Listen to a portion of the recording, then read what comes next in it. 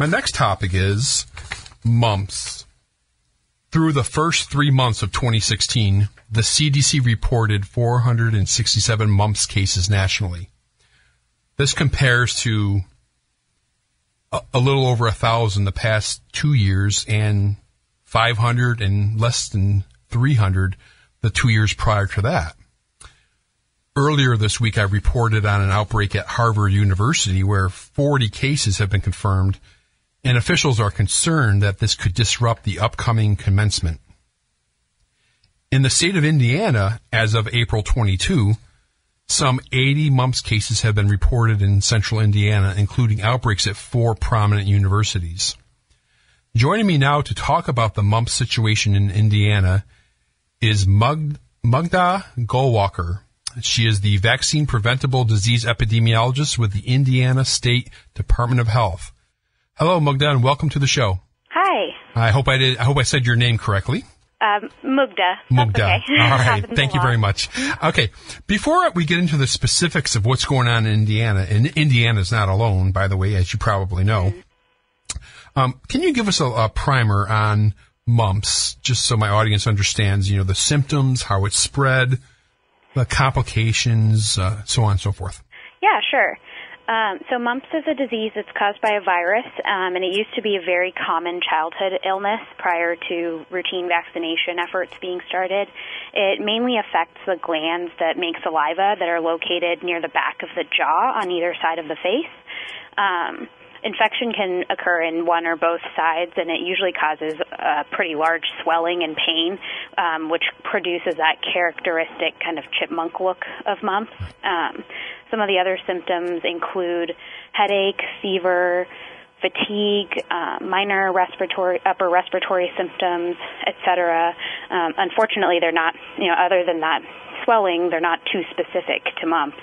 But the other issue is that some cases don't show any symptoms, even though they are still infectious, and some people who've been vaccinated can have very mild symptoms, so there is the concern that they could just be, they could play it off as though I had a headache for a little while and it went away, when in reality they could have, they could be infectious.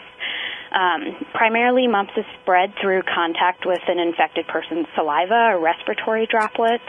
So coughing, sneezing, sharing drinks, things like that, sharing utensils, cigarettes, etc. are high-risk exposures for mumps. Complications are pretty rare. Most people just, they have it for a little while and they get over it, but they can occur, they do sometimes occur in a small percentage of the population, and they can include encephalitis or swelling of the brain, testicular swelling in males who have gone through puberty, ovarian or cervical swelling, and hearing loss.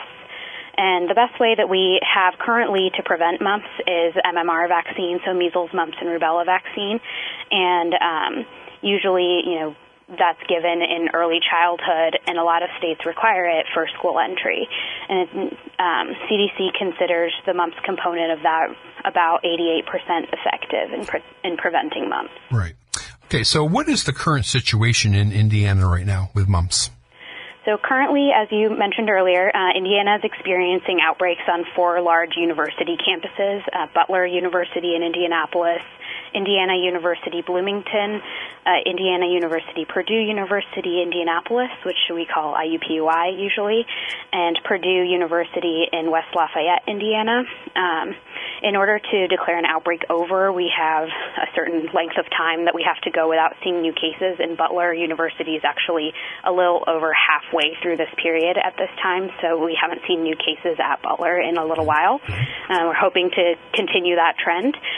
The other universities are still seeing new cases fairly regularly, and then in addition to those universities, we've identified several cases that don't have any connection to those universities, where we're not entirely certain how some of these individuals got mumps, but they did.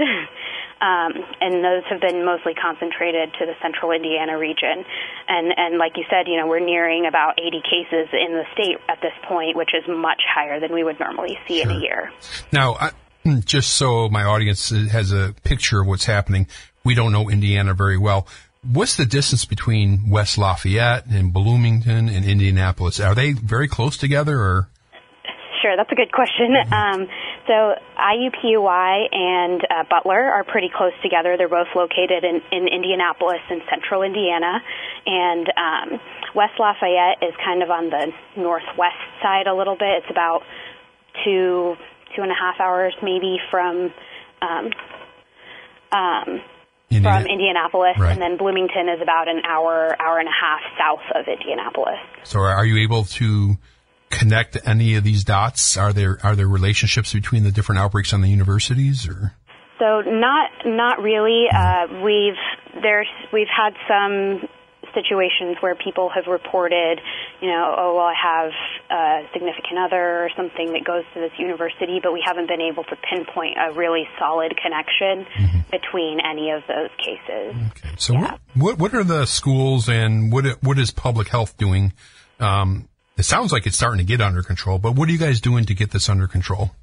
So Indiana, like most states, has a communicable disease law, which requires certain control measures to be enacted when cases or outbreaks of reportable diseases are identified. Mumps is a reportable disease, mainly because it's very infectious and we don't see a lot of cases anymore. And so the Indiana State Department of Health is working with the local health departments and universities to try to, identify cases quickly, make sure they get tested, implement those control measures, which include things like self-isolation for the infectious period, and as well as doing things like educating the population on prevention measures and completing, thorough case investigations in order to identify possible sources of infection, other risk factors, and possible areas where it could have been spread from that individual. And then in addition to that, so as a means of ensuring that the population's vaccination status is up to date, many of the universities have held mass MMR vaccination clinics for their students and staff, and put out other messaging to the campus to keep them aware of the situation and what they can do to prevent getting mumps and what to do if they feel like they're experiencing symptoms. Sure. Now were most or any of the students already previously vaccinated? Yeah, most of the students have been fully vaccinated as children. Yeah, and so we're kind of seeing this trend going on throughout the country with vaccinated people. Mm-hmm. So there's something going on with the mumps component of the MMR, because measles is about 99% and rubella is about 99%. So what can you tell? What do you know as a vaccine preventable disease epidemiologist concerning the mumps component of the vaccine? So, unfortunately, at this time, there's not a lot of very definitive research on the subject. Mm-hmm. It's research that's fairly hard to do because of the cost and time involved to really check, how effective the vaccine is over a period of many years. And so it's, unfortunately, we don't have a lot of information about why we might be seeing this. The kind of leading theory is that it may be some combination of things. So, some combination of college campuses, which tend to be, close contact, dorm situations, lots of students congregating for various events and things like that, and possibly, the other factor could be that there's some waning occurring of immunity from the mumps vaccine. Right. But again, unfortunately, that waning immunity hasn't been definitively studied, and there's some studies that kind of corroborate it, but it definitely is something that warrants ongoing research, especially among this college-age population. Okay. Now, I read pros and cons concerning a mumps booster, depending on who you read. Mm-hmm. And is the Indiana Health Department recommending boosters? So not routinely. It's not a CDC or Advisory Committee on Immunization Practices, ACIP recommendation at this time. So we're for the most part following those guidelines. What we did do at those vaccination clinics that were held on the university campuses, what we did is we offered it. So we weren't turning away people that came in, said that they had 2 MMRs and wanted to get a third one. So as long as they didn't have any, at the time of vaccination, didn't have any medical contraindications or other reasons that they could not get a dose of vaccine, they were given one. So, and a lot of other states have done a similar thing where, essentially it's not a broad recommendation to the whole population, but as part of an individual clinic. Mm-hmm. They've not turned away, students and staff of a high-risk population, basically, if they wanted to get a third dose. Okay. My last question is, if someone's experienced symptoms of mumps that you described earlier, what are your recommendations? The first thing to do would be to see a provider, and really the best thing that you can do is call ahead, let them know the type of symptoms that you're experiencing.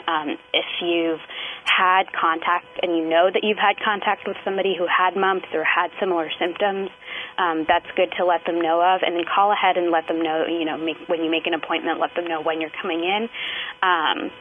And be evaluated by a healthcare provider.